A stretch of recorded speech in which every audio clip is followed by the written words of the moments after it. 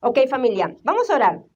Señor, te damos gracias por este tiempo, Dios bendito, gracias por esta oportunidad que nos permites tener, Señor, para poder venir a congregarnos, este privilegio, Señor, de hacerlo porque somos tu iglesia, y te pedimos que tú tengas el control de esta palabra, que tú nos hables, que la palabra pueda llegar a nuestro corazón, tu Espíritu Santo nos hable, Señor, para esa transformación y esa bendición, Señor. Padre, que tú anhelas y quieres para nosotros. En el nombre de Jesús, amén. Amén, familia. Ok, vamos entonces a la palabra de hoy. Quería contarte, a ver un ratito. Bueno, creo que se me nota que estoy nerviosa, ¿no? Estoy algo nerviosa, perdóname. Ok, quiero hablarte el día de hoy, quiero contarte una historia, ¿ok? Dice que en el año 1772, dice que había un personaje. Este personaje era un traficante de esclavos. Fue criado, dice, hasta más o menos 7 años, 8 años, en una familia cristiana, con valores cristianos. La mamá le enseñaba la palabra de Dios, pero ella fallece, y al fallecer ella, pues el papá se vuelve a casar, y no precisamente ya llevaron una familia o principios cristianos. Entonces dice que él, por cerca de 23 años, él llevó una vida bastante vergonzosa, dice su biografía. Bastante vergonzosa. Dice que era de lenguaje profano, carácter rebelde, y se introdujo en la hechicería y promiscuidad sexual. Aparte que comenzó a trabajar en este negocio, ¿no?, de esos tiempos, que era la venta y trata de esclavos. Él dijo, figura en su biografía, no contento con correr el camino ancho por mí mismo, yo era incansable en tentar a otros. Y si mi influencia hubiese sido tan grande como mis deseos, hubiera traído a toda la humanidad conmigo. Imagínate que él diga eso. Tuve la ambición de un César o Alejandro, ¿no? Un César, un emperador, y quería estar entre los más malvados de toda la raza humana. Así que él tenía ese propósito, él quería lograr eso en su vida. Este personaje dice que un día estaba él navegando, porque hacía, pues, ¿no? Comercializaba a las personas de color, y dice que se chocó o se encontró con una gran tormenta. La tormenta era muy fuerte, unas olas impresionantes, dice, al punto que cada vez que las olas rompían contra el navío, contra la nave, parecía que iba a destrozar la nave, ¿no? Entonces todos estaban, imagínate, y ponte tú en su condición, angustiados, temerosos, ¿no? Con miedo, iban a morir, ¿no? Y sentían que era una eternidad esa tormenta, ¿no? Que nunca iba a parar. Quizás desesperación, angustia. Él describe todo lo que sentía él y todo lo que estaban en la embarcación, ¿no? Ya realmente sentía que iban a morir. ¿Qué habrá hecho este personaje? De repente quieres que ya te cuente, ¿no? ¿Y qué hizo? ¿Qué pasó? ¿Murió? ¿No murió? ¿Qué pasó con él? La pregunta aquí sería, me gustaría que tú te hagas, ¿tú qué harías en la condición de él? Estás bajo esta circunstancia de quizás perder la vida, ¿tú qué hubieses hecho? Y quiero dejarte un poquito con esa pregunta. Por ejemplo, mi esposo, y te cuento, no le digas nada a él le tiene un pavor a los aviones. No le gusta, aunque ella ya lo maneja, ¿no? Pero no le gusta, sobre todo cuando los aviones pasan las turbulencias. Dios mío, tú ves a mi esposo entregando su espíritu, ¿no? Señor, yo te encomiendo mi espíritu, ¿no? Porque obviamente no le gusta, ¿no? En ese momento ya la ha ido superando, ¿no? En Dios. Pero imagínate tú con ese temor de posiblemente morir. ¿Qué harías? Y yo quiero dejarte con esa pregunta porque te la voy a responder al final de la enseñanza o de esta prédica. Y quiero hablarte un poco sobre la gracia. Siempre escuchamos la gracia de Dios es un regalo, la gracia de Dios es un regalo. Pero la verdad, si lo entendiéramos tal cual la Escritura quiere que lo entendamos, nuestra vida sería diferente. Y espero en el nombre de Jesús poderte transmitir ese poder que viene de poder entender, entender lo que es la gracia de Dios. En el original, en la lengua original, gracia, sobre todo en el Antiguo Testamento, se describía como gen. Y en el Nuevo Testamento se conoce como charis, que significa un regalo de gracia. El gen de Dios significa gracia o favor, deleitoso o favorable. El apóstol Juan describe a Jesús como lleno de gracia, lleno de gen, ¿no? El verbo, dice el verbo en Juan 1:14, y el verbo se hizo carne y habitó entre nosotros y vimos su gloria y gloria como el unigénito del Padre, lleno de gracia y de verdad. Jesús, entonces, es la gloriosa charis, o el glorioso gen, el glorioso regalo de Dios hecho humano. Ese es Jesús. Ahora, quiero que profundicemos más para tener bien en claro qué es gracia. Y hay muchos ejemplos bíblicos para entender la gracia de Dios. Y te voy a hablar de uno. Esaú, dice que habían dos hermanos, Esaú y Jacob. Jacob, después Dios le cambia el nombre y le pone Israel, ¿no? Él es uno de los patriarcas del pueblo de Dios. Y dice que Jacob, su nombre significa engañador, y de verdad que era un engañador, era un mentiroso. Él engañó a su hermano. Él lo engañó y le quitó la primogenitura, le quitó la bendición del padre que le tocaba a Esaú, y hizo de todo. Entonces fue de lo peor, y se escapó y se fue corriendo, ¿no? Para que su hermano no lo agarrara. Entonces dice que después de 20 años, Jacob vuelve, dice las escrituras que él vuelve, él quiere hablar con su hermano, quiere arreglarse con su hermano. Y Jacob no fue a decir, mira, a buscar justicia, ¿no? Como que, mira, pero yo no hice daño, yo esto, o fue con excusas, no. Dice que él fue a buscar el gen de Esaú. ¿Qué significa buscar el gen ante sus ojos? Significa que él fue a pedirle su favor de su hermano, el favor delante de los ojos de su hermano. Fue a buscar gracia. Él no fue a justificarse, él fue a pedirle, a suplicarle su favor, su gracia. Y dice que Esaú, perdón, no estoy con COVID por si acaso, no tengo nada. Pero dice que y Esaú extendió su favor hacia Jacob. ¿Por qué? Porque no le dijo, oye hermano, tú te pasas, conchudo, después de 20 años vienes a pedirme a mí que yo te perdone. No, dice que no le dijo nada, lo vio y lo abrazó, le mostró su gracia. Y si nosotros los hombres, siendo malos, sabemos dar buenas cosas, dice a nuestros hijos, en este caso Saúl le dio algo bueno a su hermano, ¿cuánto más el Padre Celestial nos dará lo bueno para con nosotros? ¿Cuánto más nos dará su gen, su gracia, su favor? ¿Ok? Entonces, si nosotros ya entendemos que el favor, el gen de Dios es eso, ¿no? Un regalo que no te mereces, pero yo te lo brindo por un deleite. Dice que también significa deleitoso o favorable, un regalo que te es motivado por el deleite. El Señor se deleita en su amor, se deleita en el amor de Cristo y nos extiende su favor hacia nosotros. Ese regalo que no nos merecemos. Nunca ni un hombre se va a merecer el regalo de Dios. Su gen, su gracia, su favor, su perdón, su restauración, su sanidad, todo eso significa. Jamás vamos a merecerlo. Pero Él nos extiende su favor porque se deleita en su amor. Ese es el amor de Dios para con nosotros. Y en este contexto quiero y creo que vamos a poder entender lo que quiere decir Pablo en Romanos capítulo 5. A partir del versículo 15 vamos a ir viendo qué es lo que dicen las Escrituras.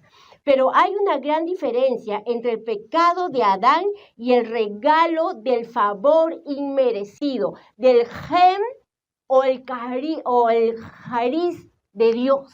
Ese regalo inmerecido, hay una diferencia, dice.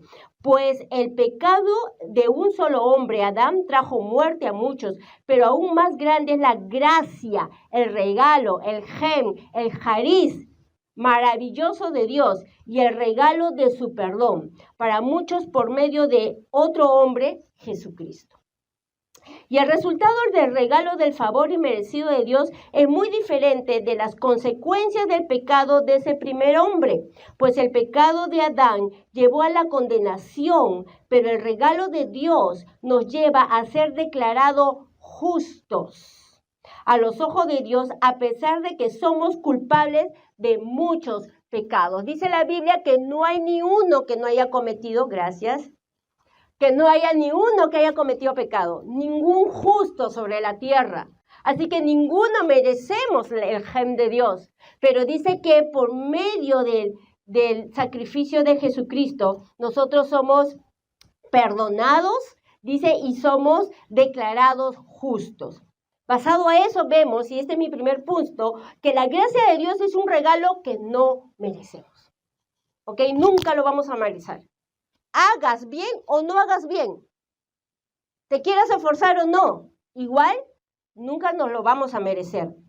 Dice, por cuanto todos pecaron, todos están destituidos de la gloria de Dios. Entonces, si tú has nacido de nuevo, algo que debemos aprender es que nosotros somos beneficiarios de la gracia de Dios, del favor de Dios. Y nosotros como beneficiarios, lo que necesitamos es aprender a recibir la gracia de Dios. Y eso muchas veces por nuestro orgullo nos cuesta. Nos cuesta ya pedir perdón a Dios y nos cuesta recibir de la gracia de Dios. Y muchas veces no nos acercamos, nos enojamos con Dios, o nos sentimos peor que cucarachas y siempre la condenación por delante, porque nuestro orgullo siempre nos lleva a una autosuficiencia y aún para no reconocer la gracia de Dios. Y si tú nunca has nacido de nuevo, no puedes gozar del gen de Dios, porque el que ha nacido de nuevo a través del sacrificio de Cristo, entonces tú puedes recibir la gracia de Dios, porque por medio de la muerte y resurrección de Cristo, Él ha pagado nuestros pecados y por su gracia nosotros somos salvos. Cuán importante es la salvación. Y otro punto que vemos es la gracia de Dios nos acerca a Él, no nos aleja de Él. Mira lo que dice el versículo 17 al 18. Pues el pecado de un solo hombre, Adán, hizo que la muerte reinara sobre muchos, pero aún más grande es la gracia, el gen, el regalo, el favor maravilloso de Dios y el regalo de su justicia, porque todos los que lo reciben vivirán en victoria sobre el pecado y la muerte por medio de un solo hombre, Jesucristo. Así es, un solo pecado de Adán trae condenación para todos, pero un solo acto de justicia de Cristo trae una relación correcta con Dios y vida nueva para todos. Aquí hay muchas cosas que enseñar, pero algo que quiero resaltar es el amor infinito de Dios para con nosotros. Hace que realmente nos otorgue su gen. Él se deleita en su amor por nosotros y nos ofrece su gracia a través de la muerte y vida, muerte y resurrección de Jesús. Él nos otorga ¿qué cosa? A través de su gen, a través de su gracia. Perdón, salvación, vida eterna, justificación, una relación correcta con Dios y una vida nueva. Todo eso nos otorga el Señor a través de su gracia. Porque Cristo murió en esa cruz por ti y por mí, y no porque hayamos hecho algo o vamos a hacer algo trascendental mañana. Es solamente por su gracia, por su amor para con nosotros. Nos dice que debemos, no exactamente llegaremos hasta que estemos delante del Señor, llegaremos a la perfección. Nosotros cuando entendemos Cuando nosotros recibimos de esa gracia de Dios, entonces por eso nos esforzamos por agradar a Dios. No para que me ame, no para que me apruebe, porque ya a través de su gem, a través de su gracia, ya me amó, ya me perdonó, ya me justificó y todo lo que te he dicho, esa larga lista, ya lo hizo. Yo me esfuerzo en su gracia porque he recibido su amor y quiero amarlo. Ahí es la diferencia entre la religiosidad de hacer las cosas por norma y el superliberalismo, ¿no? Igual Dios me ama, puedo hacer lo que me da la gana. El amor perfecto siempre te va a llevar a querer agradar. Y porque tú te sientes amado. Y quiero darte este ejemplo, ¿no? Que a veces cuando nosotros, las circunstancias nos llevan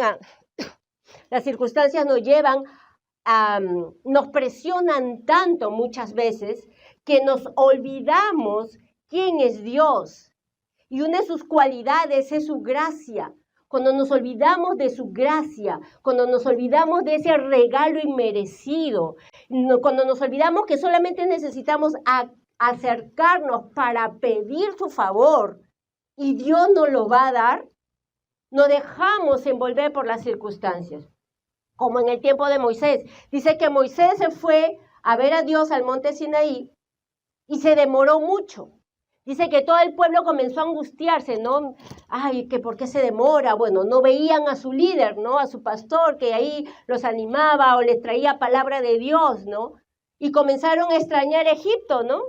Porque estaba en un lugar desierto, no tenían supuestamente nada, comenzaron a preocuparse, a angustiarse, a ver sus necesidades que no eran suplidas. Y eso que el olvidarse de quién era Dios, el de olvidarse de su gracia y su favor, de su mano poderosa que los liberó, de la forma que los liberó del país de Egipto, de olvidarse, hizo de que ellos buscaran que llenar su necesidad. Y lo hicieron levantando ídolos. Levantaron el becerro de oro y comenzaron a adorarlo. Y nuevamente manifestar su necedad y su terquedad, creyendo que con sus fuerzas, que con lo que ven, con lo que tocan, pueden ellos ser protegidos. Y quizás esta pandemia, muchos, ha sido también un tiempo de mucha presión. Ha sido un tiempo en que hubo una lejanía, muchos de nosotros no nos hemos podido ver. Ha habido un distanciamiento, ha habido quizás angustia, ha habido problema económico, ha habido pérdidas. Muchos de nosotros hemos perdido a gente que hemos amado. Muchas cosas nos han pasado alrededor. Y muchos, y por no decir todos, hemos pasado todo lo que trajo espiritualmente el COVID. Espíritu de miedo, de temor y tantas cosas, de soledad. Pero muchos se han olvidado del gen de Dios. Muchos se olvidaron de la gracia de Dios, de quién era su Dios. Y han querido dejar que todas estas circunstancias le hicieran creer que habían una necesidad y han comenzado a levantar sus propios ídolos. El ídolo de, no sé, relaciones, si estoy solo, sola, no importa si no amas a Dios. Y no es que haya un problema que te enamores. El problema es a quién eliges. Y levantando ídolos en esa relación que saben que no agradan a Dios. O buscando de sentirse, no sé, valorado con un trabajo. Olvidándose de la gracia de Dios. O de su temor y sus miedos. Han sido más fuertes que acordarte del gem de Dios, de su gracia. Y hemos levantado ídolos que nos han apartado de Dios. Dice que Dios le dijo a Moisés, este pueblo necio y de duro cerviz. Y nosotros nos ha sido más fácil, en vez de acercarnos y buscar el favor de Dios, nos ha sido más fácil llegar al otro lado y alejarnos de Dios. ¿Cuántos seguimos a Dios? ¿Y cuántos se han quedado en el camino? Porque no han entendido qué es la gracia de Dios, porque la situación fue más fuerte, Pero si dice que la gracia de Dios nos fortalecerá y nos ayudará y será Él el que nos dé la fuerza para nosotros continuar. Bástate en mi gracia, porque yo me perfecciono en tu debilidad, le dijo Dios a Pablo. Cuando Pablo tenía un aguijón en la carne, nadie supo cuál fue el aguijón, cuál fue esa tentación o esa debilidad o esa lucha contra ese pecado todo el tiempo. No lo dice la Biblia, pero le pidió a Dios que le quitara ese aguijón. Y Dios le dijo, bástate en mi gracia, porque yo me perfecciono en tu debilidad. Porque lo que le estaba diciendo a Pablo es lo que quiero hacerte entender a ti. Reconocer que somos humanos y somos débiles. Necesitamos esforzarnos en la gracia de Dios. ¿Qué significa esforzarte en la gracia? Que estés arrodillado en la presencia de Dios, pidiéndole y clamándole su favor. Lo que hizo Esaú, lo que hizo la reina Esther, fue a pedirle su favor al rey, sabiendo que la podía matar. Pero dice, halló gracia delante del rey. Siempre, dice las Escrituras, siempre encontraremos el favor de Dios si nos acercamos a Él a pedirle. La Biblia dice que aquel que se acerque a Él, crea que Él existe y que Él es no puedo. Bueno, es recompensa a los que le buscan. Mira, me salí rápido del punto. Que Él recompensa a los que le buscan. Porque ¿cuál es la recompensa? ¿Darte lo que le pides? Darte su favor para que tengas que pasar lo que estés pasando. Para que tengas que vencer frente a lo que estés tratando de vencer. Para que puedas lograr. El tercer punto, su gracia nos declara justos.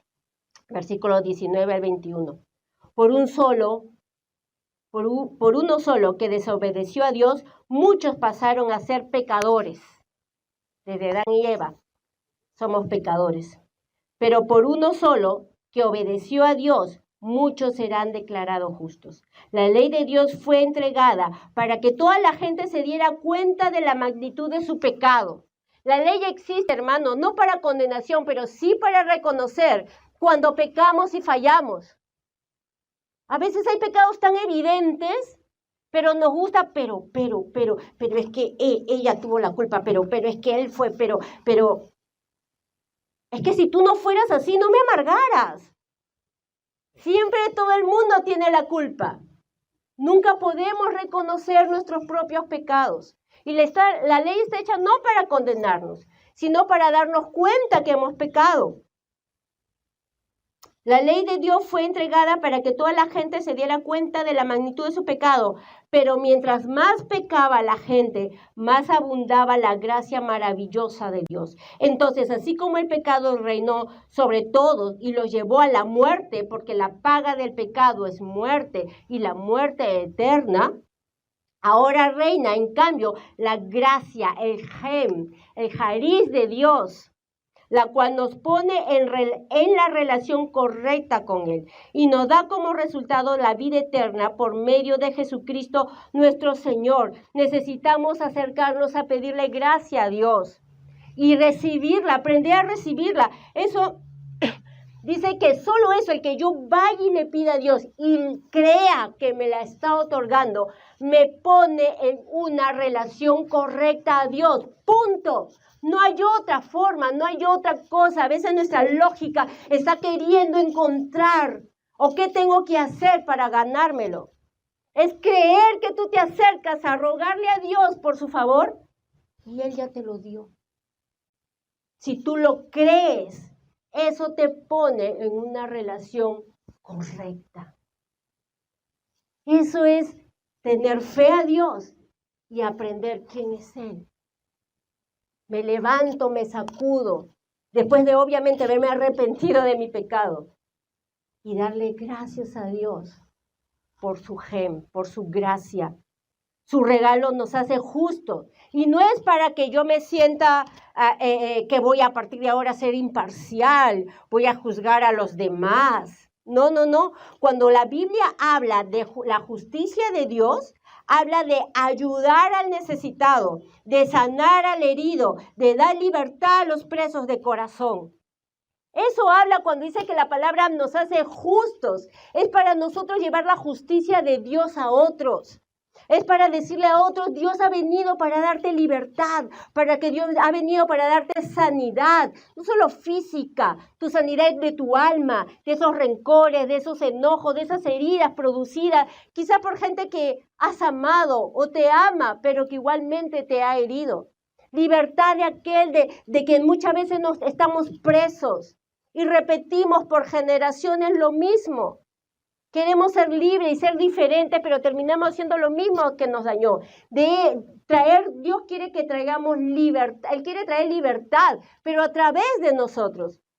Porque si hemos recibido de gracia, entiendo que Dios ha cortado todo eso, me ha dado libertad, viene a sanarme ese proceso de sanidad de mi vida. Entonces, porque Él recibió de su gracia, entonces yo voy a ir a dar de esa gracia. No es para que yo me siente a juzgar al resto, que si el resto es más pecador que yo. Eso es religión, hermano, eso es religiosidad. La gracia de Dios es traer el reino de Dios a esta tierra. Es traer a Cristo a la vida de otros. Si tú has entendido y has recibido de esa gracia y vives bajo esa gracia, de gracia has recibido y de gracia vas a dar o vamos a dar. Cuando nosotros somos humildes, el reconocer que no merecemos la gracia de Dios. Cuando podemos ir a su presencia y decir, Señor, yo he pecado con esto. Yo he hecho esto que no está bien. Y sé que no me merezco su gracia, pero dámela, por favor. Porque es un regalo que nunca nos lo vamos a merecer. Eso nos ayudará cuando reconocemos eso, que te dije que la ley es para ver nuestra condición de pecado, no para estar condenados, sino para reconocer que necesito de la gracia de Dios y sobre todo que la voy a hallar. Sobre todo que el Señor me la va a dar si yo vengo con un corazón humilde, reconociendo que lo he ofendido. Eso va a hacer que mi corazón sea agradecido. Eso me va a ayudar a mí a poder luchar contra mi propio orgullo. Porque hay una naturaleza humana en todos, y una de ellas es el orgullo. De una u otra manera, todos los seres humanos tienen ahí su porción de orgullo. Como cuando diezmamos, no es que diezmamos porque es una ley. Yo lo necesito para que el dinero no sea mi Dios.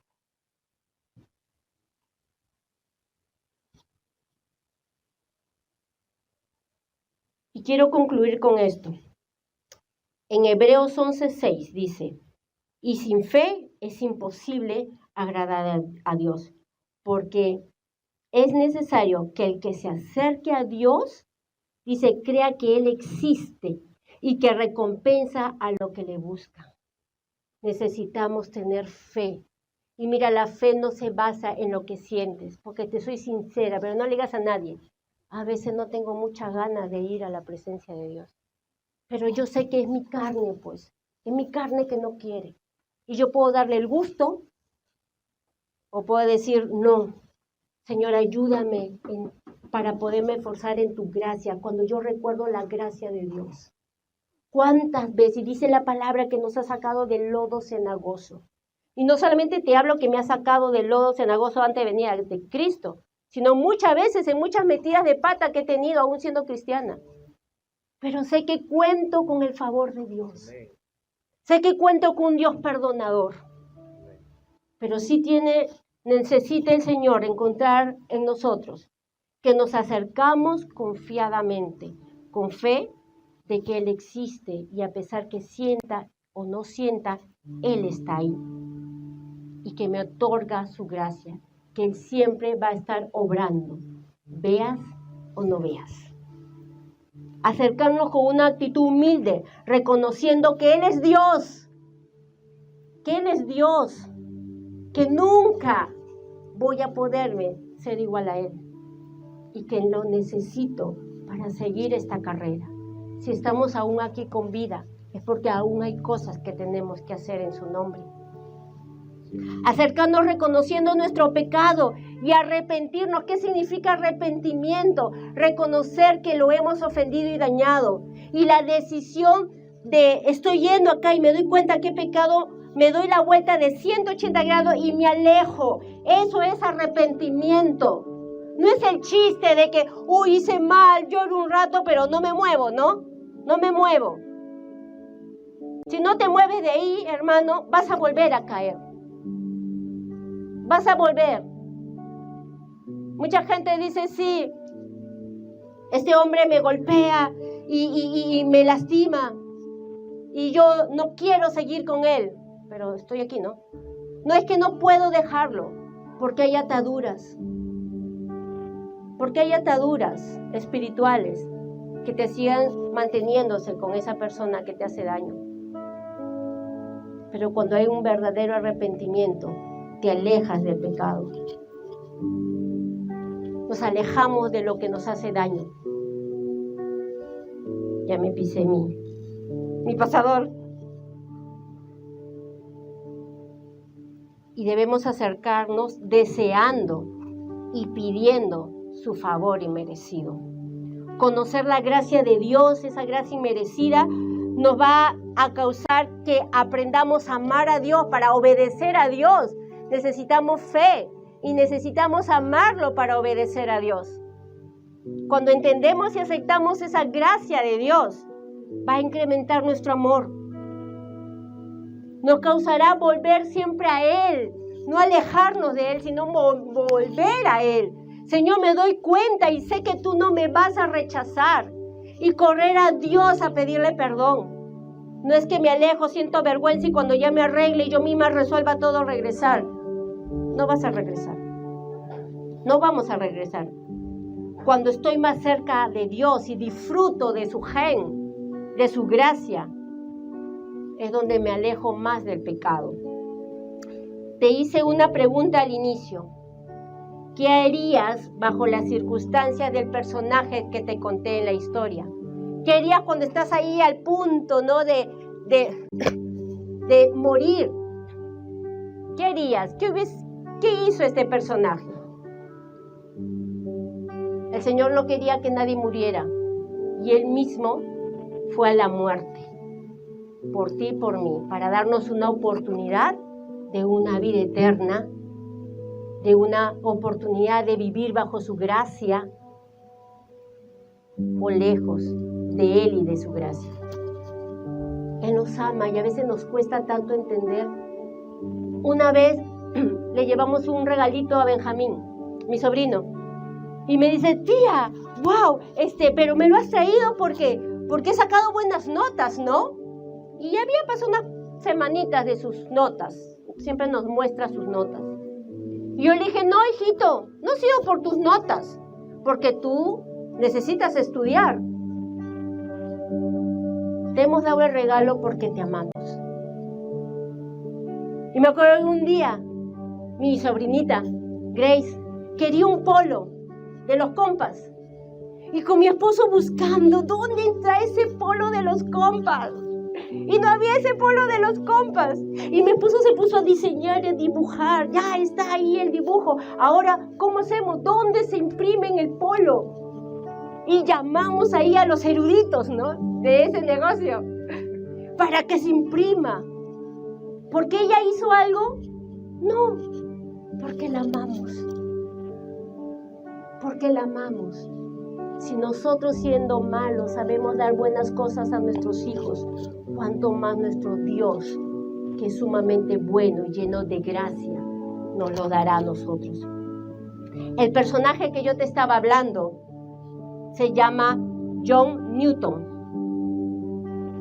que mientras él iba en ese barco haciendo su vida de venta de esclavos, vendiendo a estos seres humanos solo porque era de diferente color. Ahí en esos momentos que él sentía morir, él volteó sus ojos a Dios y clamó a Dios. Esa persona que te leí, que quería ser de la peor y traer con él a muchos, dice, hasta quería que la humanidad fuera tan perversa como él. Y dice que clamó por el gem de Dios. Y Dios se lo otorgó. Porque lo salvó. Él lo salvó, lo liberó, extendió su gracia a pesar que él no se lo merecía. A pesar que él no se merecía, Dios le extendió su gem. Su conversión fue tan genuina y fue tan impresionante entender el regalo de Dios. Se sintió él darse cuenta que no lo merecía, pero Dios lo escuchó. Que él escribió una de las más conocidas y poderosas canciones, que es Sublime Gracia.